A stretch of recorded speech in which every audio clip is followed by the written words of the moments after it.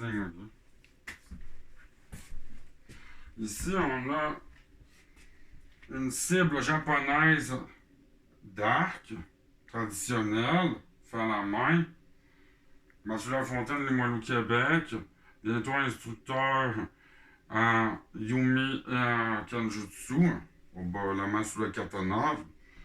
T'as un cercle noir ici, ça c'est 100 points. T'as un cercle blanc, c'est 10 points. Sinon, t'es out.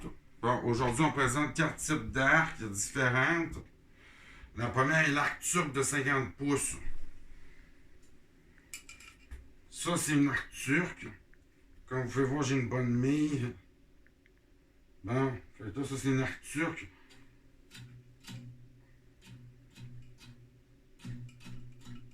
Vous pouvez voir qu'il y a beaucoup de tension. Ici, on peut mettre un degré illuminé. La lumière est là. Là, ça ici, tu as la brosse pour pouvoir mettre ta flèche. Exemple, moi, je mets une flèche. Okay? Là, je mets une flèche, puis je la mets comme ça ici. Je vais la passer ici.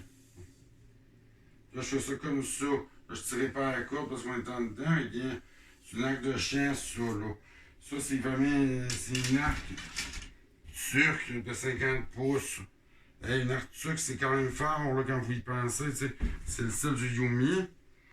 Ensuite, c'est précis. Il y a même un accotoir. Puis une poignée antidérapante. C'est les nouvelles arcs néo-turques, ça.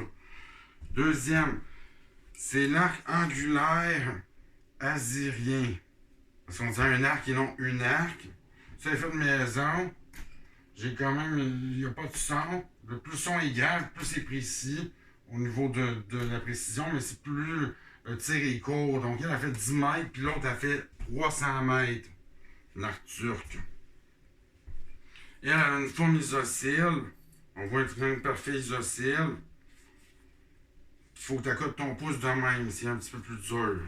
Ça, c'est fait maison, avec des lacets de chaussures. C'est une personne, vous n'avez pas mis lacets. Après ça, tu as l'arc d'Extrême-Orient russe qu'on appelle l'Hittite. L'arc d'Extrême-Orient russe, c'est ma préférée. Il y a l'écritement de fun, Mathieu Lafontaine du Limoilou, Québec en Yumi. La voix de l'arc, en japonais.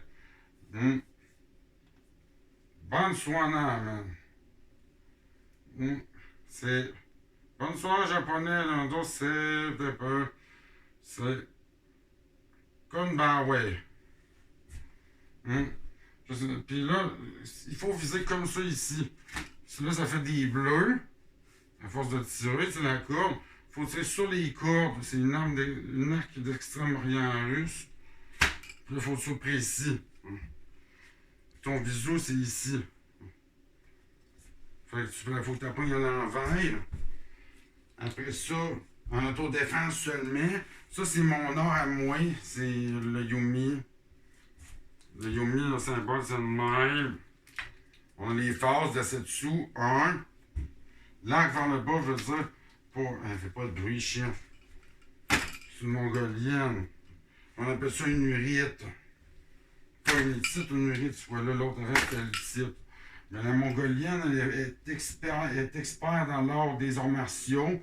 On a un tiers ici, puis 2 tiers là. Comme vous pouvez voir, il y a la demi de tout ça, c'est ça. Après ça, moi, j'ai trafiqué un peu mon affaire, là. Je l'ai modifié, là. Comme mon père dirait, là. Parce qu'il n'aime pas pépé le mot trafiqué, là. Mathieu Lafontaine du Limoilou, Québec, là.